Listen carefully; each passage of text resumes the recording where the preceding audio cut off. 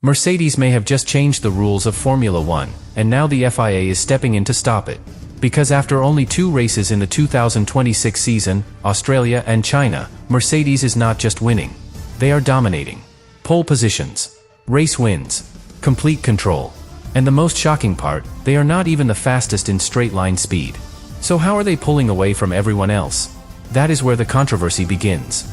Because rival teams believe Mercedes found a way to bypass one of the most important limits in the engine regulations. The 16:1 compression ratio. A limit that was supposed to keep performance equal. But here is the twist.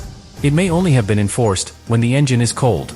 And under real race conditions, that limit could be completely different. Even the Fédération Internationale de l'Automobile admitted there were ways to increase compression while the engine is running. Which means one thing.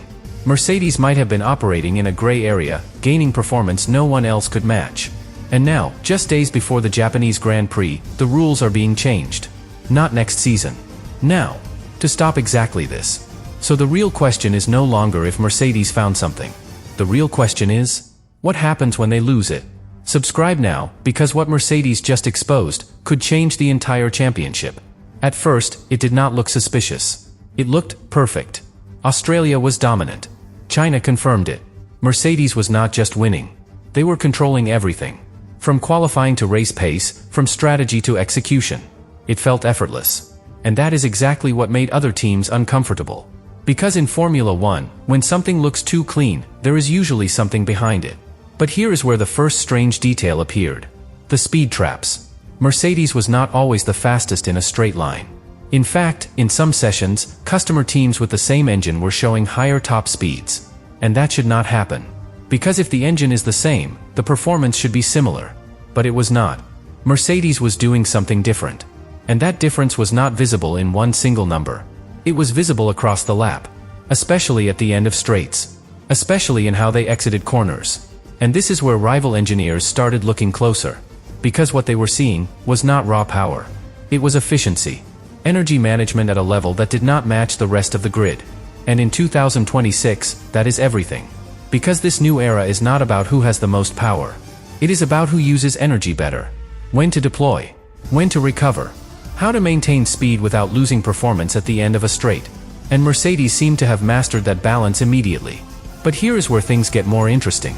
Because even inside Mercedes, there were hints that something unusual was happening. Comments about having the battery in the right window. About optimizing deployment in ways others had not yet understood. And that alone raised questions. Because in a completely new regulation cycle, no team is supposed to be that comfortable this early. But then, the focus shifted. From energy management to the engine itself. Because rival teams started asking a very specific question. What if the advantage is not just how they use energy, but how much they can generate in the first place? And that leads directly to the heart of the controversy. The compression ratio. A rule that seems simple, but in reality, is anything but. Because how you measure it changes everything. And that is exactly where Mercedes may have found their advantage. Because the compression ratio sounds like a small technical detail, but in reality, it defines how much performance an engine can extract from every drop of fuel. And in 2026, that matters more than ever. The rule is clear. A maximum compression ratio of 16:1. A hard limit. Designed to keep engines within a controlled performance window. But here is where things start to break. That limit was not originally measured under real race conditions. It was measured in static conditions. Cold, controlled, predictable. And Formula One engines are none of those things when they are running. They operate under extreme heat, extreme pressure, constant variation. Which means one critical detail. An engine that passes the test in cold conditions might behave very differently when it is actually racing. And that is exactly what rival teams began to suspect. Because if you can design an engine that stays within the limit when tested, but exceeds it when it is hot, you unlock something very powerful. More efficiency. More combustion performance. More energy available across the lap. And the key word here is legal. Because technically, you are passing the test. You are following the procedure. But you are not respecting the intention of the rule. And this is where the controversy explodes. Because engineers across the grid started pointing to one possibility. A system that behaves differently depending on temperature. A concept that allows the engine to adapt between testing conditions and real operation. Not confirmed publicly in full detail, but strongly suspected. And even acknowledged indirectly. Because the Fédération Internationale de l'Automobile admitted that there were ways to increase compression when the engine is running in real conditions. That single statement changes everything. Because it confirms the loophole exists. It confirms the rule was not fully closed. And it explains why one team could suddenly look so far ahead. But here is where the situation becomes even more intense. Because this is not just about finding performance. It is about timing. Mercedes did not just find this advantage. They found it at the start of a completely new regulation era. Which means every other team is already behind. Trying to understand. Trying to replicate. Trying to catch up. While Mercedes is already winning races. And that creates pressure. Massive pressure. Because in Formula 1, if you allow one team to run ahead early, that advantage compounds. Development builds on development. Understanding grows faster. And the gap becomes harder to close. So the reaction from rivals was immediate. Not just technical. Political. Because when you cannot catch something quickly, you try to stop it. And that is exactly what is happening right now. Just days before Suzuka. Just before the third race of the season. The rules are being clarified. Adjusted. Tightened. Not because something was illegal, but because something was too effective. And this is where everything changes. Because once the Fédération Internationale de l'Automobile steps in, the story is no longer technical. It becomes strategic. Because the moment the rules are clarified, every team has to react. Immediately. And the key detail is this. The new checks will measure compression not just when the engine is cold, but also when it is hot, under real operating conditions. Which means the gray area is gone. The loophole is closed. And now, every engine must behave the same way, both in testing and on track. But here is where the tension really begins. Because this change does not erase what has already happened. Mercedes already built their advantage. They already understand their system. They already optimized everything around it. So even if the rule changes, they are still ahead. And that creates a very uncomfortable situation for the rest of the grid.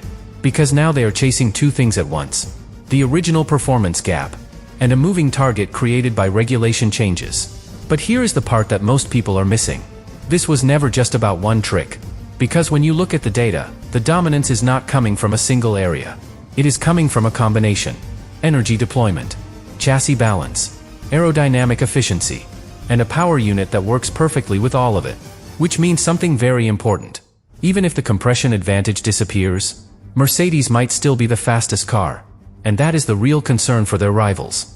Because if this was only one piece of a much bigger system, then closing the loophole does not stop them. It only slows them down, slightly. And that brings us to Suzuka. Because Japan is not just the next race. It is the first real test after everything has been exposed. A circuit that demands efficiency, precision, consistency, where energy management defines lap time, and where any small weakness becomes visible immediately. So now, all eyes are on one question. Will Mercedes look the same? Will they still dominate? Or will there be a visible drop in performance? Because if there is no change, then the conclusion becomes clear. This was never about a loophole. It was about a superior understanding of the new era. But if there is a drop, if the gap closes, if rivals suddenly get closer, then we will know exactly how much that hidden advantage mattered. And that is why this moment is so important. Because for the first time this season, Mercedes is not just being chased on track. They are being tested. By the rules. By their rivals. By the reality of whether their dominance can survive, without the gray area that started it all. And this is where the real pressure begins. Because up until now, Mercedes has been in control. They set the pace. They dictated the rhythm of the race. They forced everyone else to react. But Suzuka changes that completely.